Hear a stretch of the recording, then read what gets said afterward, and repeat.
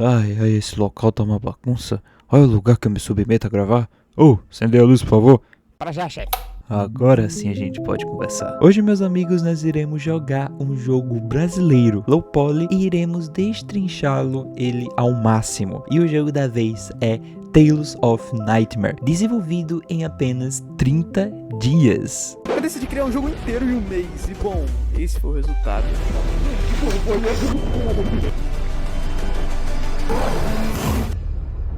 Esse cara aqui é o Erro, o criador de Tales of Nightmare. Ele me disponibilizou uma entrevista contando como foi o desenvolvimento do jogo e a história por trás. Então bom, se você quer descobrir e se aventurar comigo na história de Tales of Nightmare, fica no vídeo. Não esquece de dar o like, se inscrever no canal. E bom, vamos lá, né? A nossa história começa em 1480, nas sombras de Belfast, sob o jugo domínio totalitário central, ordem e controle são mantidos a qualquer custo. Quando uma jovem prisioneira escapa para o pântano de Aziret de Bruma, uma região envolta em lendas e pavor, sua fuga se torna um segredo que deve ser mantido. Temendo a ira das autoridades superiores, um pelotão é enviado em uma missão extraoficial para trazê-la de volta. A missão foi dada para apagar vestígios do erro, antes que cheguem aos ouvidos do alto escalão, mas as coisas não ocorreram tão bem como o esperado.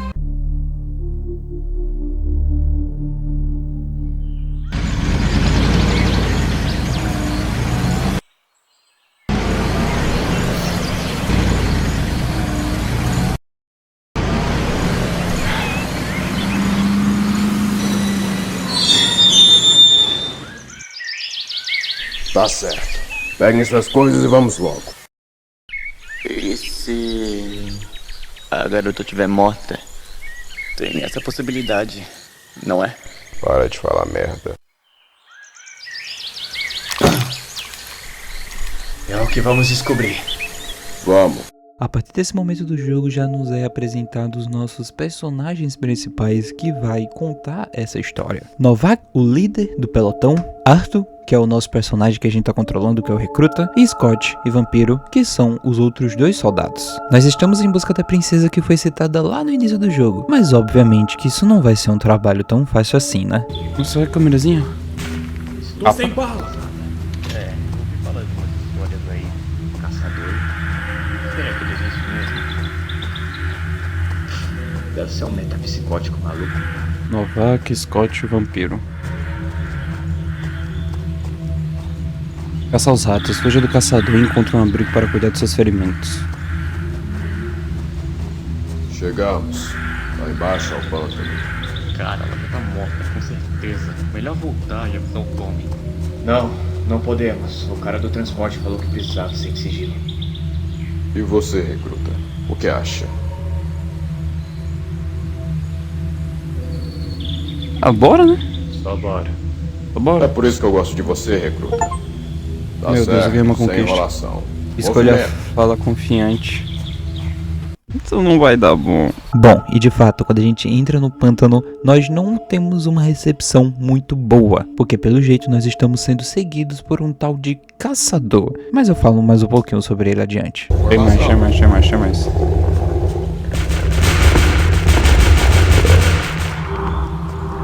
Formação.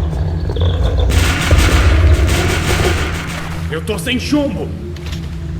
Nossa, Formação. Formação.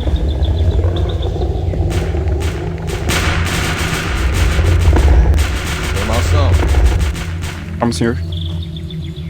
Tô formado. Quanto mais a gente lutava contra essas criaturas, mais elas iam aparecendo, até que o pior aconteceu. Recarregando. Que merda é essa? Que porra foi essa?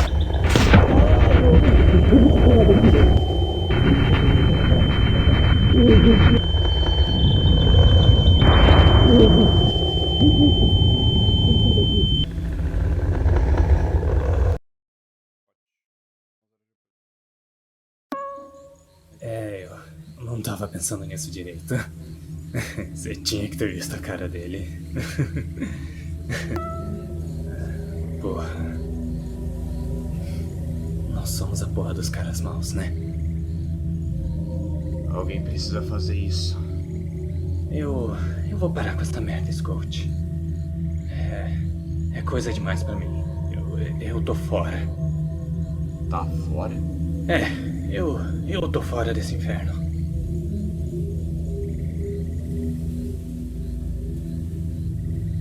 Pode ser uma boa pra você. Eu não sei.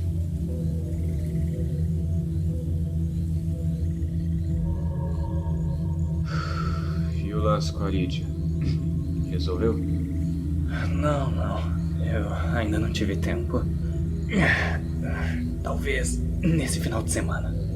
Ela disse que não quer me ver enquanto eu estiver de uniforme. Saquei. E você, Scout? Tem filhos? Família?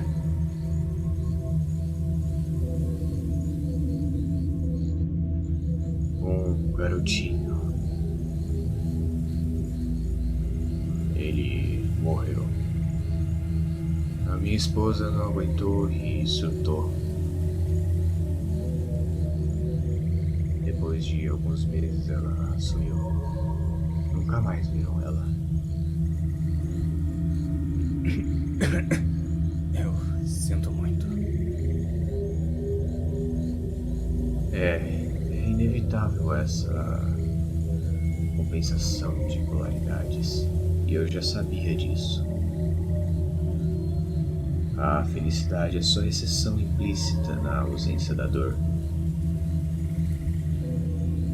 Resignação é só um nome bonito pro desespero crônico. Cara, você é sinistro.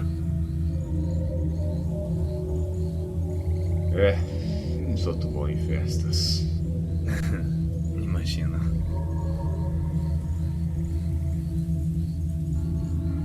Você é um cara legal, Arthur. Eu gosto de você. Escutar isso vindo de você é... Só queria que escutasse isso.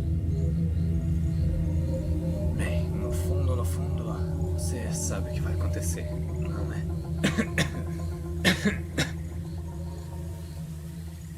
Tá legal. Tá na hora de ir.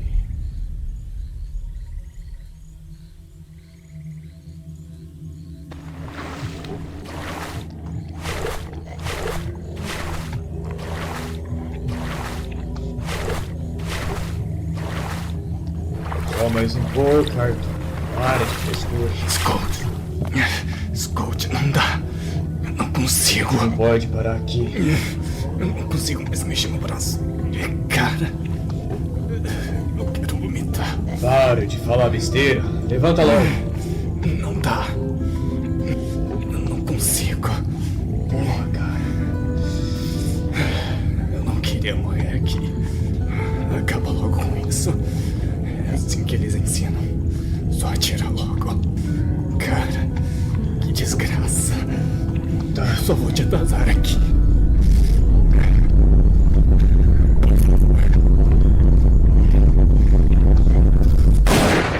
Após a gente atirar no nosso único companheiro de equipe que ficou vivo pelo ataque do caçador, precisamos continuar e procurar um abrigo pra gente poder cuidar dos nossos ferimentos. Enfrentando todos os tipos de monstro que aparecia no nosso caminho, a gente foi se aprofundando cada vez mais nesse pântano até que a gente conseguiu chegar em um certo ponto da floresta. E nós somos atacados de novo pelo caçador.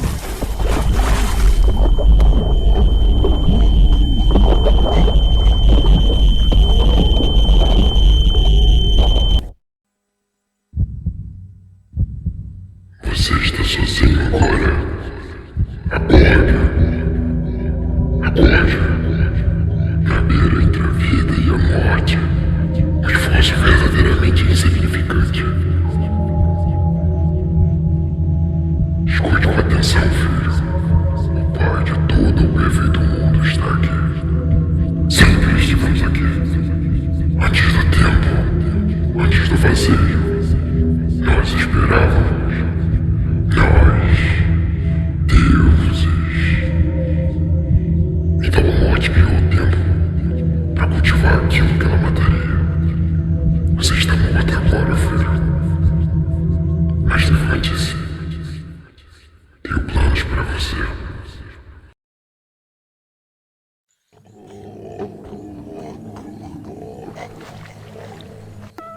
parece que alguém tem alguns planos para a gente.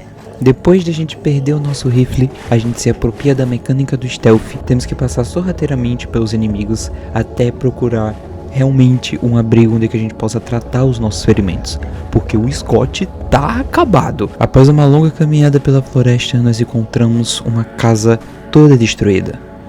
Bom, ela vai ter que servir. Ao entrar na casa, a gente precisa agora procurar alguma coisa para poder ajudar os nossos ferimentos. E quando a gente anda na casa, a gente vê algumas espécies, a gente vê algumas pessoas infectadas. Só que, por incrível que pareça, ela não ataca a gente. Essas pessoas se parecem com aqueles fungos do The Last of Us, sabe? Após a gente terminar de explorar toda essa casa, nós demos de cara com uma espécie de meio aranha e meio humano, que o próprio Scott fala ser um insectário.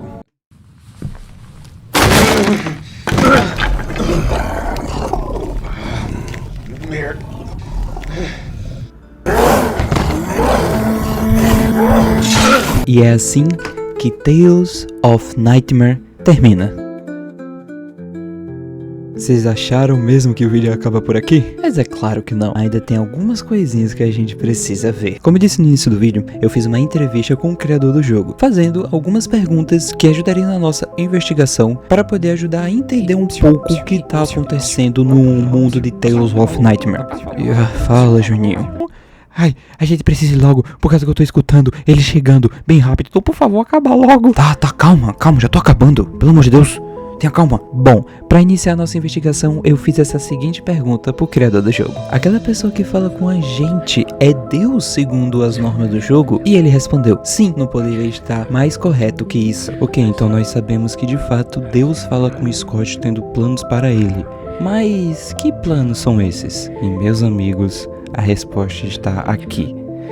Ai, só de lembrar, mano, já dá uma dor de cabeça. Mas vamos lá, segue o raciocínio. Depois que eu vi esse frame do Scott conversando com Deus, eu fui direto perguntar pro Erro o que significava essa imagem e ele respondeu. Essa tela explica a maior dúvida que você poderia ter sobre o jogo, mas é fundamentalmente bem figurativa, então é difícil de pegar. Como medida de comparação, o pessoal do meu servidor se dedicou muito tempo antes para tentar decifrar toda a escrita contada ali, e ainda não conseguiram solucionar. Bom, então depois que ele falou isso, eu entrei no servidor do Discord dele e fui lá no chat de resolução de enigma. Tinha mensagem desde agosto na resolução do enigma. Então, obviamente, fazendo uma menção honrosa a todo mundo que estava na resolução do enigma. E, bom, juntando todas as informações deles e colocando mais algumas minhas que eu descobri, temos o seguinte. Essa imagem ela possui diversas outras figuras, que no total são 14. E pesquisando uma delas ou outra no Google, acabamos descobrindo a seguinte coisa, que essa imagem possui duas mitologias entrelaçadas. A grega, o que fortalece é a imagem junto com Rhea escrito, que é conhecida como a mãe dos deuses, e no lado totalmente oposto, temos o pequeno texto dizendo: no monte surgiu o terror, e o Murrante que prendeu sua criação e retornou em vingança com a ajuda dos Draugr. E ainda assim não foi o suficiente. Pra quem jogou God of War 2018, sabe que os Draugr são aqueles mortos-vivos que ficam atrapalhando a gente no game. E parando pra pensar, esses dois são bem semelhantes, não? Mortos-vivos, coloração meio laranja, não? Chapei. Enfim, a partir desse texto falando sobre Dagos e vingança foi o pontapé inicial para a resolução desse enigma, porque olhando para essa imagem aqui, feita pela Neko Cole, que é um dos membros do chat de resolução de enigma, temos muitos outros textos, que com isso eu fui tentando encontrar um padrão, então eu comecei a passar uma linha vermelha nas frases que casavam, e de certa forma eu obtive uma imagem, que no início eu fiquei teorizando ser Jomungand, né, que é a serpente que roda o mundo inteiro na mitologia nórdica, mas eu deixei essa teoria de lado. E eu obtive o seguinte texto. Antes de tudo, antes de nada, existia Grimo. Rhea surgiu e juntos dividiam a eternidade. Rhea então gerou Kairos, seu filho de luz. Mas o amor entre a mãe e o filho se rompeu. Rhea se apaixonou por sua própria prole e foi fecundada por ele. Quando Grimo descobriu, rugiu como leão e amaldiçoou sua filha para sempre. Nasce então Cálida. Seu pecado a consumiu, sua maldição se concretizou. E sem a ovelha ela deixou de ser. O pastor cego de adoração por sua cria, ele levou à eternidade. Assim nasceram a maternidade, o belo e o bobo. Do trio a vida surge o pecado e a petricidade. Essa era a ordem do bode, convido os filhos do pecado. Veio então a consequência da ira e calou-se o pássaro traído pelo amor. As estrelas cruzaram caminhos com os mortais e entre eles, da mente do amor, nasceram a alegria e a compaixão. Mas esses dons foram tomados, as estrelas não gostaram. E ainda assim, por misericórdia, foram entregues aos mortais. A ira cresce do outro lado do reino, e quando alcançou os céus, foi lançada à terra. Dela, um novo mundo nasceu. Do outro lado do reino, o trono vazio foi tomado pela coruja. A mente cruzou mares, céus e terras para alcançá-la. Mas seu ódio não bastou. No monte surgiu o terror, e o Morrante que prendeu sua criação retornou em vingança com a ajuda dos Draugr. Ainda assim, não foi o suficiente. Então, resumidamente, está realmente contando uma história, porém com metáforas, onde que cada personagem representa alguém dentro do jogo. Então a minha teoria final seria, o Scott, ele é alguém dentro desse texto. O fato dele ser escolhido pelos deuses, e o Green ele não gostar nada disso, que o Green é o caçador, ele pede ajuda aos Dragos, que é aquele bicho das florestas, pra caçar ele e o pelotão. Só que mesmo assim, não foi o suficiente e deixou ainda o Scott vivo. Tá bom, patrão, seu vídeo tá muito bom, mas a gente precisa sair imediatamente. E como é que a gente vai sair daqui, Juninho? A porta acabou emperrando e não tem como abrir. Deixa comigo. Meu Deus, Juninho, onde é que você tirou isso? Onde é que você aprendeu isso? Não se preocupe, eu aprendi no Senai. Tá, isso explodiu, vambora. Meu Deus, Juninho, minha câmera, não. Tá bom, depois você busca, bora falar. Caramba, hein, Juninho, eles demoraram. Ó, se liga, a câmera tá inteira e ainda tá gravando. Ai, acho que deu pra gravar tudo o que eles conversaram. Dá play. Tá, vou dar play. Tá falando sério.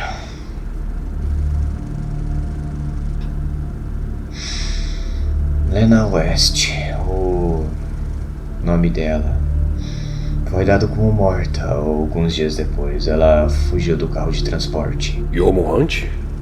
Era. Então que a gente foi chamado pra resolver o problema. Extraoficialmente? É. E como foi ver todas essas mortes?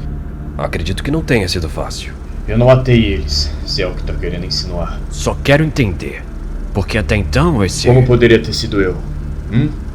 Vocês já encontraram a faca do Novak? O sangue não era meu, era.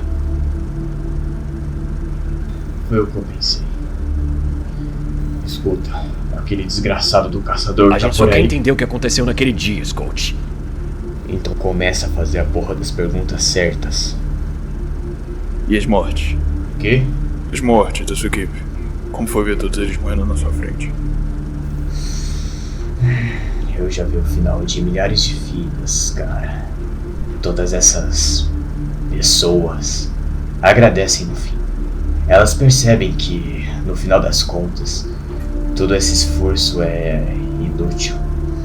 Elas se sentem aliviadas por existir. E por isso eu não sinto remorso. Seria egoísmo da minha parte. Meu vínculo com eles era somente de parceiros, nada mais.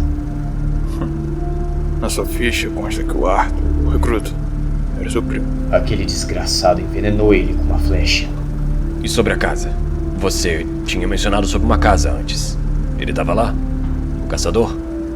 Vocês já viram um insectário?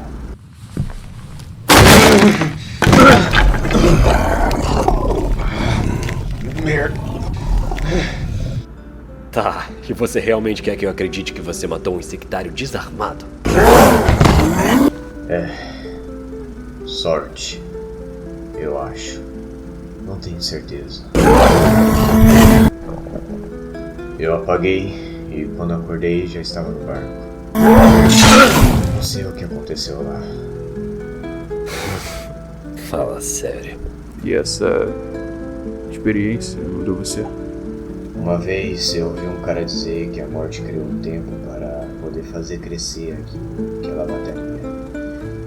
E esse é o trágico destino, não é?